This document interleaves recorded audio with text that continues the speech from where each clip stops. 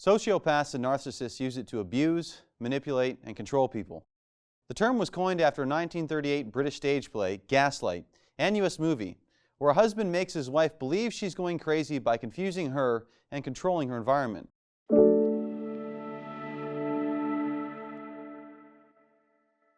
Gaslighting starts with little white lies that slowly over time get bigger. And those lies begin to reshape and control the way a person thinks and feels about themselves and about the world around them.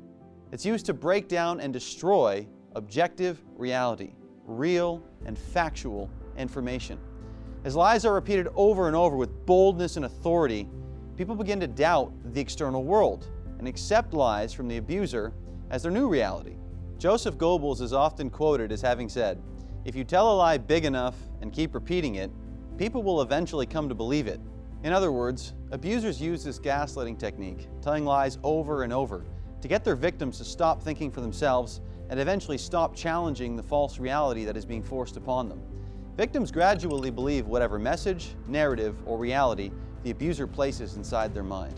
As Joseph Stalin said, "Ideas are far more powerful than guns. We don't let our people have guns. Why should we let them have ideas?" Abusers want their victims to be afraid of proving things and challenging ideas. They want to control them. If you can get a person to stop thinking critically and challenging ideas, you can control them for your own selfish purposes. You're probably thinking this has never happened to you. If you think that way, you've likely been gaslit. Let's examine two domains of human endeavor. Religion, for example, Christianity. Has the religious world ever gaslit anyone? Let's consider Easter. Christians commonly believe Christ died on Friday and rose from the dead on Easter Sunday morning. Yet the book upon which they base their faith says Christ was dead 3 days and 3 nights, not 2 days and 2 nights. They named the festival Easter after the Babylonian goddess Ishtar. Yet the source book of Christianity calls this time of year Passover. Is it possible Christians have been gaslit? The source book, their objective reality, directly contradicts what their tradition tells them the book says. Victims by the millions are gaslit into not thinking for themselves so that they won't challenge a false reality that is being presented to them. Of course, people are reticent to reject the false teaching because they've been emotionally manipulated. Objecting may result in being labeled a heretic and suffering eternal hellfire. Number 2, science. Has the scientific world ever gaslit anyone? Science purports everything appeared out of nothing, a Big Bang, which randomly created matter and all entities of the universe, and then somehow life and consciousness accidentally appeared from non-living matter. Yet science never explains how everything that made up the Big Bang originated in the first place. We have no observable evidence upon which a certain explanation can be provided. Recent discoveries in DNA and the intricate mechanisms inside the cell demonstrate that random chance cannot have provided for the simultaneous development of the complex structures necessary for life and underscore the truth that Darwin's theory of evolution is scientifically impossible. Dr. Stephen Meyer, geophysicist, PhD, philosophy of science at Cambridge, and noted author, stated, "We know that much of this higher level information that's required for building new tissues and organs and body plans isn't found in DNA. That means that you can mutate DNA indefinitely and you're never going to get the kind of form and structure you need to build a new organism." That has a really devastating implication for the neo-Darwinian mechanism.